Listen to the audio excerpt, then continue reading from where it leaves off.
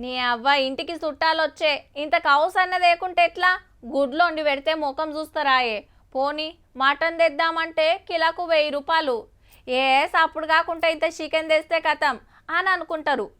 ఏ గల్లీలో చూడు 2-3 షాపులైనాయి. ఓ కిలో కొట్టించుకొచ్చి ఎచ్చే మసాలా మంచిగా వేసి వండి పెడితే కుమ్ముడిగా ఇన్నొద్దులు ఆయతరం ఒక్క పరే తెచ్చుకుందరు.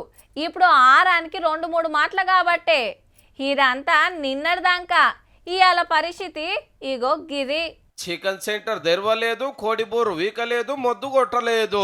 కత్తులు కటాలు వచ్చోరకు వచ్చి రోడ్ల మీదకి వచ్చి తెలంగాణ అంతటా ర్యాలీలు, హైదరాబాద్ ధర్నా చౌక్ల ధర్నాలు.